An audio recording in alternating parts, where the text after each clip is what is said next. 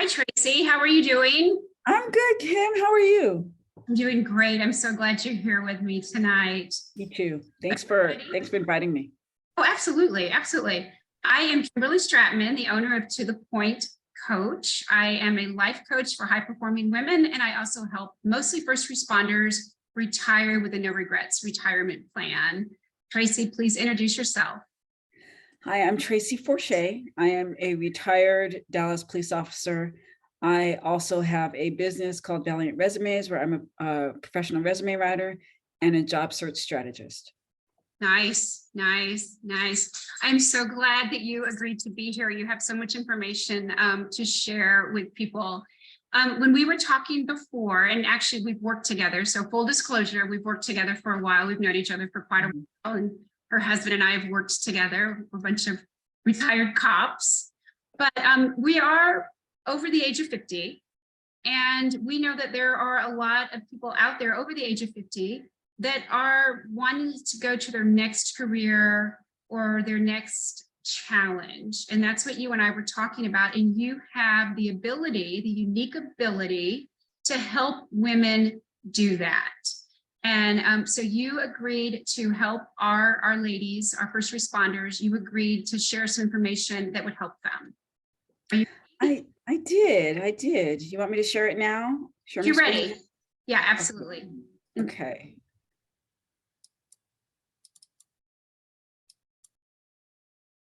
Is it working? There we go. Okay. Is it working now? Yes, that's your contact information. Perfect. And you're going to give that again at the end. Okay. Okay. Thank you. So this is my presentation where it talks about retirement, age, and work after age 50. I'm going to address a couple of concerns that people have talked to me about, especially as they're approaching retirement. So one of the concerns that people have told me about is that they don't know how to do anything else. Hey, Kim, have you heard anybody express this during your coaching? Yes, actually, it is a very, very common comment and fear. And I would have to say that it's not an accurate fear. It's not a true story. It's a story that we tell ourselves. And even if you've been a patrol cop for 30 years, you still know how to do a whole lot of stuff in life. You have a very full life, lots of abilities, lots of passions, lots of talents within. And when somebody truly can't come up with something whenever I'm coaching with them, I will ask, what did you do when you were 6 years old? What did you love to do? What did you do as a teenager? What did you do in college? What did you do, when nobody was watching? What did you do that you weren't paid for? What would you do if you didn't have to make any money? What would you do? What's a dream list? And it's amazing what they come up with. It's absolutely amazing the things that they come up with. I think that's great. And that's great because people need to do some internal analyzing as far as what they really like to do. I know a lot of people have this concern, usually after working a long-term job. Most police officers work between 20 to 30 years. And so they think that they don't know how to do anything else, which of course you say isn't true. And I know that that's not true. Sometimes it's, what hobbies do you have? Okay. Is there something that you enjoy doing that maybe you can turn into a business? Like, for example, I've been writing resumes for free for years, for at least 25 years. And so, but I always knew I was really good at it. And so I turned that into a business. Are there any continuing education or community sponsored classes that you can take? Like, I know there's community colleges. Are there any? Sometimes they offer trades. Sometimes your community has a newsletter that they put on certain classes there at the community center. And so those might be something that you can look into too. Even if it's something like sewing, maybe you can go to Michael's and take a sewing class and maybe start making curtains for people or something like that, something that you enjoy. Absolutely. Absolutely. Right. And I like the fact that, we're not talking about like huge things. We're talking about important things. We're talking about things that matter to people. You've been doing resumes for free for years. I've been coaching for years. I've been coaching forever. coaching is part of leadership. Leadership is part of coaching, and forever and ever and ever. And when people started telling me that I need to monetize it, I thought they were crazy. That's not a job. I do it for free. Yeah. I love telling people what to do and how to do it. And I love people asking me for help, right? Yeah. Monetize it. And I realized I could. Now certifications, I've got lots of training, lots of ongoing training and stuff like that. But yeah, why not find something that we're good at and something that we enjoy and turn it into our next career? Right. And something that you're passionate about too, because I know you're very passionate about the coaching, and like me, I was very passionate about resumes. So take something that you enjoy doing and turn it into a business. That's an idea that you can do. One of the things that you can do, especially for continuing education classes, is take a computer skills class. You can even do this online. There are online courses that you can take. They're called MOOCs.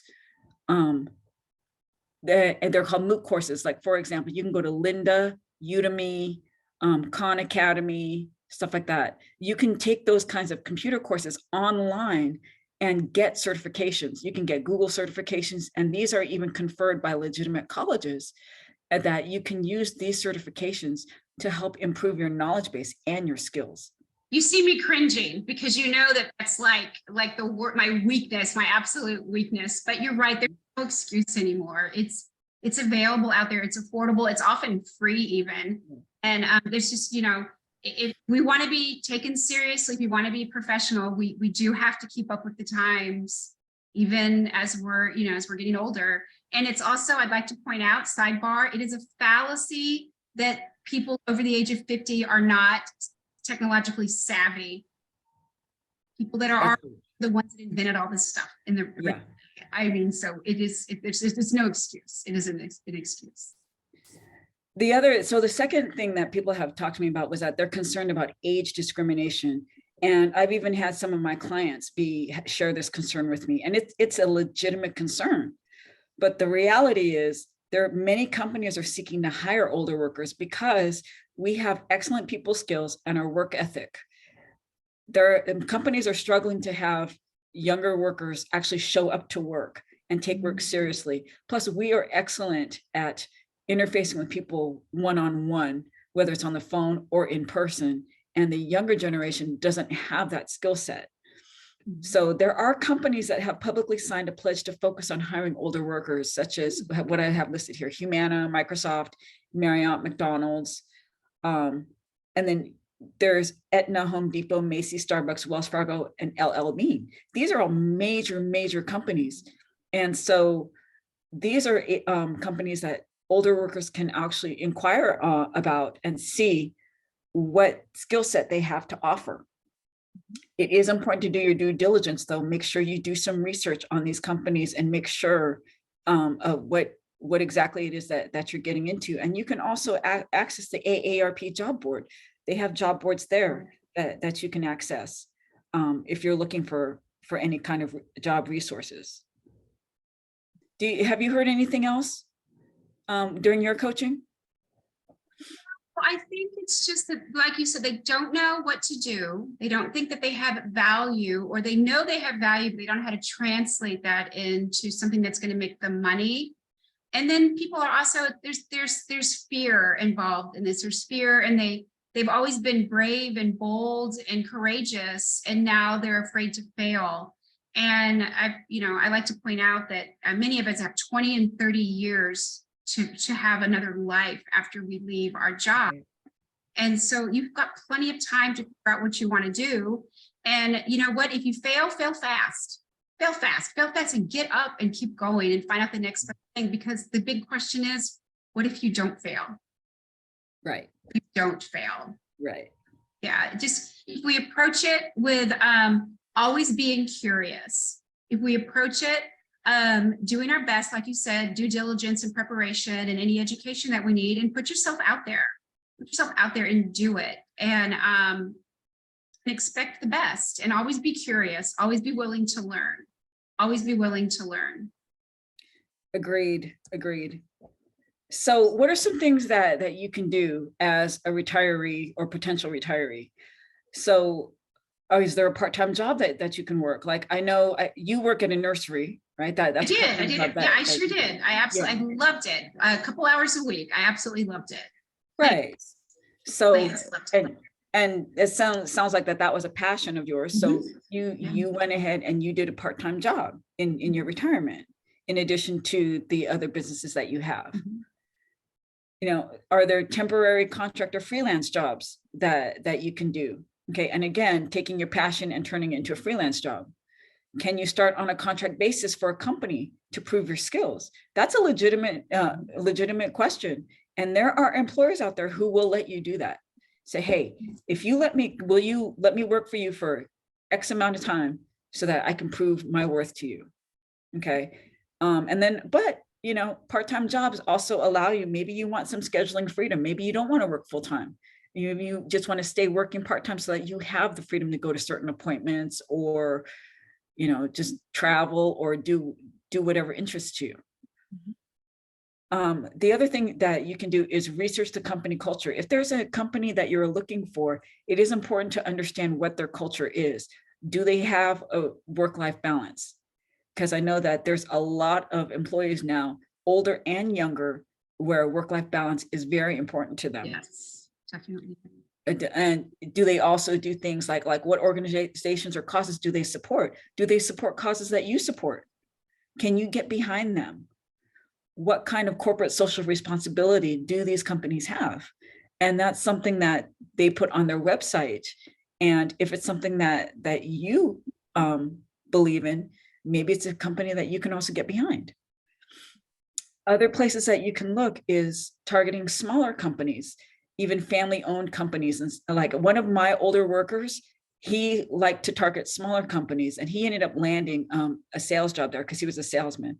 And that was his goal. And he did it old school way. He went in there, he handed out his resume, okay, to the people there, and he landed a job doing it old school way. And there's nothing wrong with old school way. There's a lot of remote jobs out there now where you can work at home and still have the flexibility to do what you like. There's also volunteering opportunities. You never know who you run into when you volunteer. And volunteering opens up a lot of doors. It's a great way to network with people. And then I touched on this earlier, but a little bit earlier, but temporary agencies. So if there's any temporary agencies that you can apply to, that's a great way to get your foot in the door as well. That was how I got my foot in the door doing human resources, was through a temp agency. And then I ended up staying in HR for 14 years after that. So those are some ways some things that you can do. Okay, so networking. I cannot emphasize this enough. Network. You got to let people know that you are looking. You never know who knows who. Connecting with others shows off your people skills. When you start talking to people and they see how personable you are, they're more inclined to help you when they know who you are. Yes. Sometimes on Facebook, I can see posts where people schedule business lunches or meetups, and those are great ways to get to know people. I have met people through business lunches and meetups that I never even knew before. And these people have helped me out in so many ways just because they knew me through the business meetup. The other thing that's important, especially nowadays, is getting a LinkedIn presence. LinkedIn is the #1 job source right now for recruiters and job seekers. So definitely getting a LinkedIn profile is important. And then again, I touched on the volunteering earlier. It is important to educate yourself because let's face it, technology is not going anywhere. Technology is here to stay. And it's important to brush up on your computer and typing skills, whether it's online or in person. And thank goodness, a lot of things can be done online now. You can learn how to type in the comfort of your own home. But it is important to be familiar with technology because it is going to help you later on. And then the last thing is to overcome your fears. You know, we are our own worst enemy. Okay, we hold ourselves back. I know I've done that. Okay. Don't let your fear stop you from moving forward, because really what older workers are, we bring a wealth of knowledge and people skills that the younger generations don't have. And when we leave, I know that even on the department, their concern is that we're taking all this knowledge with us. Yeah. And so what have you heard in your coaching sessions about this? Well, definitely the older workers, which it's almost painful for me to refer to ourselves as the older workers. But in reality, we are, and we are very, very valuable, and we do have some great skills. And as long as we understand that we do need to meet the younger workers, the younger generation where they are, it can be a very, very, very successful transition of information and support and everything else that you would want to have in a work environment. When it comes to the volunteer organizations, I volunteer. One of my goals when I retired is I wanted to volunteer at a local mission center thrift shop in the town that I live in. And I do that a couple hours a week. And I'll be honest, it isn't even, there's so much more to it than people think. I just show up and work. I love it. I get to do what I want to do. I'm supporting a cause I believe in, like you said.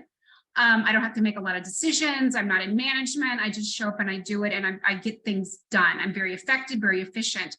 But the behind the scenes, there are boards to these charities. There are boards and volunteer work that are the movers and shakers of your community. They are business owners. They are businessmen and women. They are on other boards in the city. So never underestimate, like you said, never underestimate where you're spending your time and the people that you can meet. And then if you are of a servant heart, you are still continuing to serve. You are still continuing to serve others in this volunteer work. There are some people, they don't want to actually like be with people when they volunteer. So you got to respect that. You know, you can still do some behind the scene things, or you can be right in the thick of it. But, you know, volunteer work, most volunteer work, you go, you do it and you leave. But you can really increase some skills there also. You can ask to do other things, which falls right into line what you said about educate yourself. Find out some stuff that you know. You might not realize that you like something. And more importantly, you might think that you do like something. And so you go volunteer in that and you realize you don't really like it that much. You don't really like it that much. So why look into a career in that area? You don't like it as much as you thought it was. You know, it might have been your dream to do it. You've done it a couple of months, you don't like it. So it's time to move on to the next dream. Those are all really good things. Do you have your contact information again for us? I do. So this is my contact information right here.